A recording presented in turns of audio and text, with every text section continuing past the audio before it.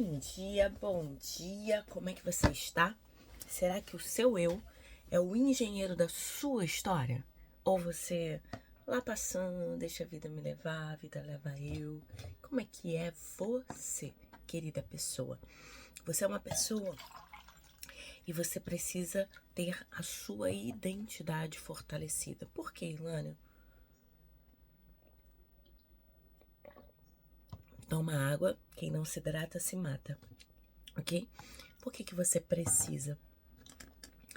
Porque quando a gente nasce numa família, numa casa, numa família, numa escola, num bairro, numa igreja, uma religião, enfim, comunidades, né? São sistemas que nós somos inseridos. Sou psicóloga, terapeuta de família e casal, e a sistêmica faz muito parte da minha vida, muito. Então, quando eu olho o sujeito, eu sempre penso essa fragmentação da pedrinha que caiu no lago e abriu. E por muito tempo a gente fica sendo o que o outro quer, fazendo o que o outro quer, escrevendo como o outro quer, pintando como o outro quer, né? Porque a árvore ela é verde, você não pode pintar a árvore de azul, imagina. Então a gente vai lá e pinta. Realmente, você olha aqui, olha da minha janela, a árvore é verde. Mas pensa, e é uma coisa tão simples, né? Quando eu ensino uma criança sobre a natureza, tô vendo o Cristo Redentor daqui, eu tô vendo o céu azul, a árvore verde com as sementes marrons, as florzinhas amarelas. É isso que a natureza tá me trazendo. Ok, na hora que eu tô copiando algo, é isso que tá me trazendo, é assim que eu vou reproduzir. Agora, na hora que eu começo a me tornar indivíduo, eu posso bancar a ideia de pintar a minha árvore de rosa.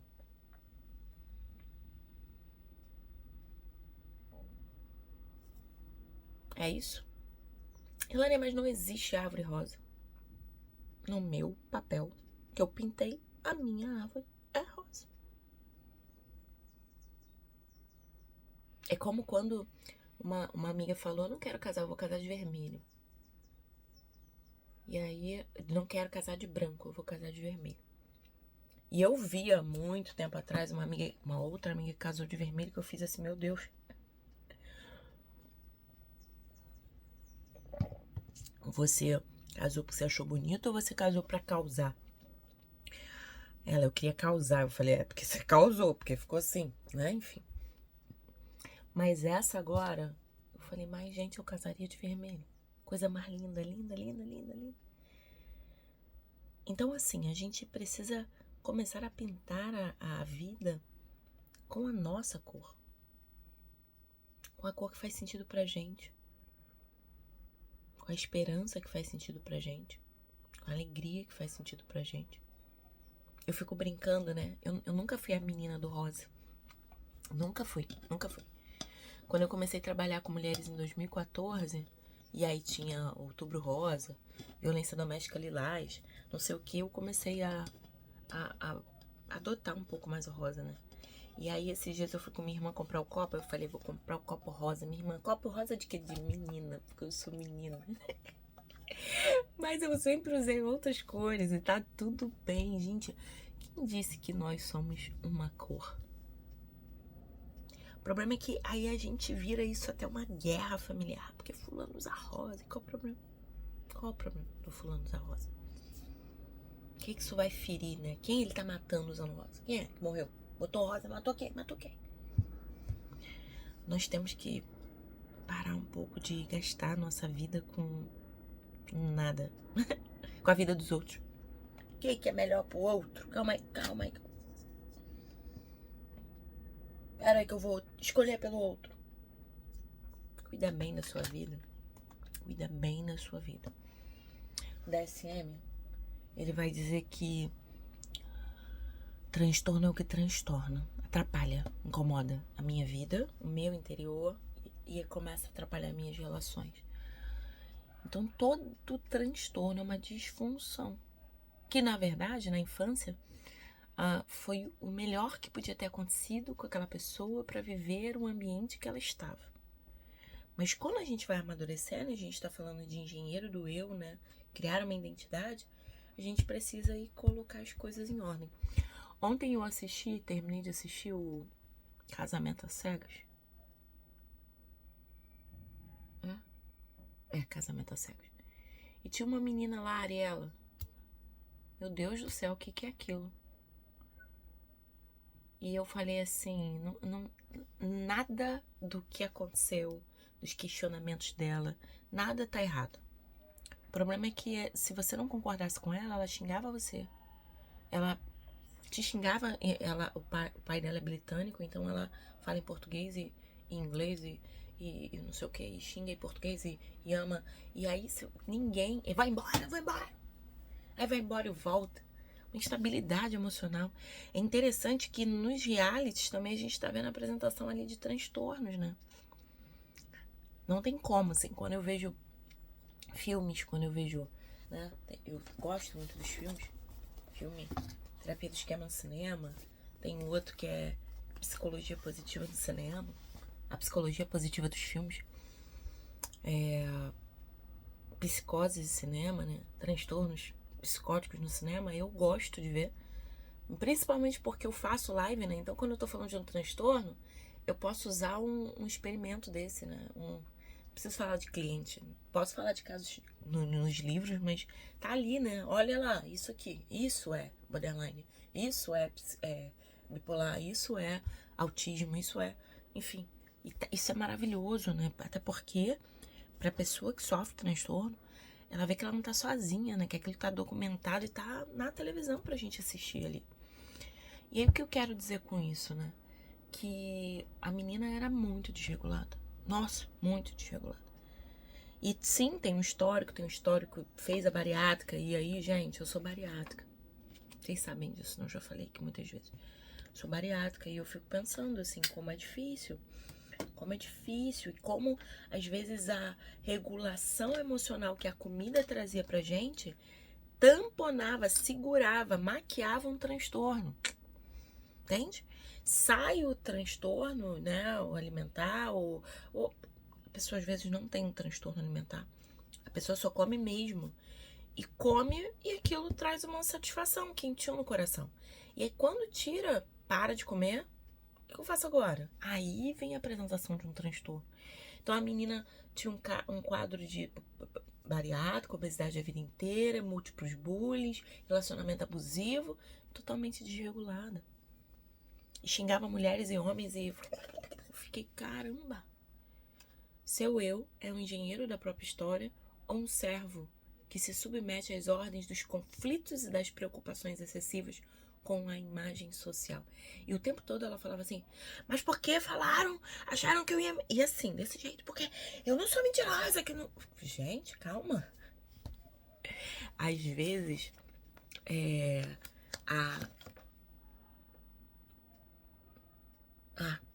a Windy, que fala da narcisismo, né? Ela fala que quando a gente convive com o narcisista, parece que a gente tá encenando num filme de baixo orçamento. Eu adorei essa definição. Adoro. Porque é isso mesmo, você fica assim, mas gente, a menina não é esse transtorno. Não é. Eu acredito que ela tem traços fortíssimos borderline. Mas ela tem isso eu posso confirmar com certeza, uma extensa desregulação emocional. Uma profunda, mas não é narcisismo. É borderline, desregulada emocionalmente. Ok. Mas ela fala isso que quando a gente trata, porque como uma das características do narcisista é a chantagem emocional, é a manipulação, né? Ele faz o negócio e depois ele vira tudo que foi você que fez. Aí você fica assim, doida, fica doida mesmo. A louca sou eu, não é ele não. Porque tá dizendo, gente, é isso. Uma fala do narcisista também é, faço tudo sozinho. E é isso aqui. Um eu que não é engenheiro da própria história, que se desorganiza através dos conflitos, preocupações, e tem uma séria e severa preocupação com o que os outros vão pensar, com a imagem social. Um eu engenheiro determinará seu futuro emocional. seu sucesso em produzir relacionamentos saudáveis e até sua eficácia em libertar a criatividade. Infelizmente, somos hábeis em explorar jazidas de petróleo, de minério. Alguns também são especialistas em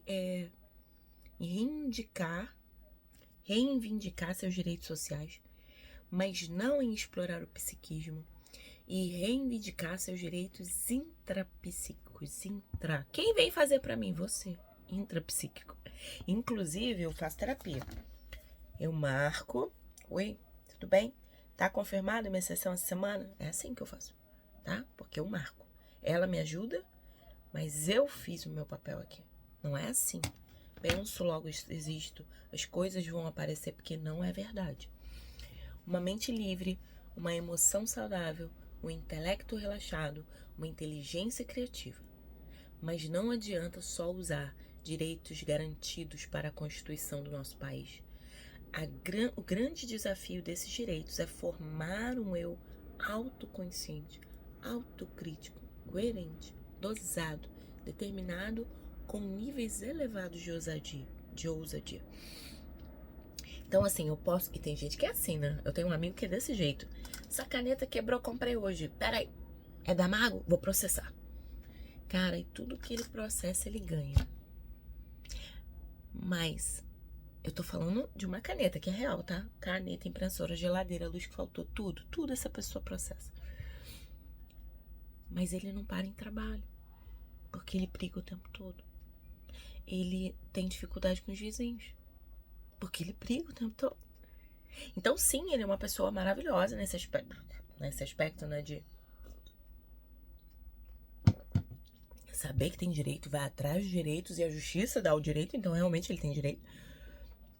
Mas entra psiquicamente. Como é? Por que ele investe tanto em ganhar aqui fora e aqui dentro ele está sempre perdendo? Mas onde se encontra esse eu? Onde? Onde ele é bem formado? Em que microcosmos da sala de casa ele é nutrido, trabalhado, lapidado, equipado? Não seria exagero dizer que, infelizmente, o eu do ser humano moderno é frequentemente anoréxico, magérrimo, esquelético. Por quê, Irlânia? A gente se preocupa tanto nessa frase aqui, ó, inicial, que é preocupação excessiva com a imagem social, que a gente esquece que o melhor lugar para se estar é em nós, conosco, no silêncio, sem holofote. Um eu magérrimo, anoréxico e esquelético. Inclusive pessoas excessivamente críticas, que não têm papas na língua, que falam tudo que vem à mente, também tem um eu desnutrido, que não sabe ter autocontrole. Vivem estressados e estressando os filhos, cônjuges e alunos, colegas de trabalho. Podem ser ótimas para criticar o outro, usados para falar do que pensam, mas infantis para se repensar e se proteger. E tem uma coisa muito interessante, né? Eu vou começar a falar um pouquinho desses realities aqui na rede social, porque eu acho legal. E como tá ali, autorizaram estar ali, né? A gente vai falar do que foi feito ali naquele... Mas ontem, por exemplo, a gente tava com um caso, eu sou sexóloga também, e a gente tava falando de um caso de um cara que ela conheceu lá e ele era broxa e não sei o que, e ela vai procurar ajuda, e ela coloca esse homem dentro da casa, né? Casamento às cegas, sai pra casar, casou, e ele não se trata, e ele vai tentar resolver a questão sexual dele com ela, violando ela, forçando uma situação. Olha, um eu. Ah, mas é marido, mas todo relacionamento sexual não consentido é estupro. Entende? Tá na lei, não sou eu que tô dizendo não, tá na Lei Maria da Penha, aqui, ó. Na lei. Entende? Violência sexual. Vamos pensar nisso, né? Estupro coletivo. O estupro corretivo é feito para controlar o comportamento sexual da vítima. A cultura do estupro. O patriarcado mata. Imputação sexual, tocar no corpo da outra pessoa sem o consentimento dela para obter prazer sexual. Exemplo, toques indesejados, esfregar nos órgãos em transportes públicos, beijos, lambidas, mordidas, ejaculação, encoxadas e qualquer gesto agressivo ou contra a mulher de caráter sexual. Geralmente ocorre em espaços com muitas pessoas, como em festas, shows, estágios e transportes. Ainda são crimes da distribuição, venda, programa e registro de estupro ou cena de vulnerável. E aí a gente tem a questão da sexual no casamento. Corpo da mulher é minha, meu. Não, calma. Calma, que esse corpo não é seu, não. Ela tá dividindo com você. E aí a gente tem isso aqui, ó. Violências sexuais em lares cristãos. Corpo da mulher pertence ao marido. Tem que transar porque ele quer. Oi? Sai fora disso. Isso não é correto. Quem ensina isso deve ser denunciado. Deve ser denunciado. Gerenciar os pensamentos e ser livre para pensar e não escravo de pensamento. E nós precisamos entender que a vida ela tá acontecendo e nós precisamos decidir sermos melhores. E como que a gente é melhor? Através do conhecimento. Por exemplo, quando eu trabalho com a Lei Maria da Penha desde 2016. E vocês sabem, vocês me seguem aqui, que eu não sou a pessoa que os homens não prestam. Não sou essa pessoa. Não sou. Porque eu não acredito, eu acredito na polaridade.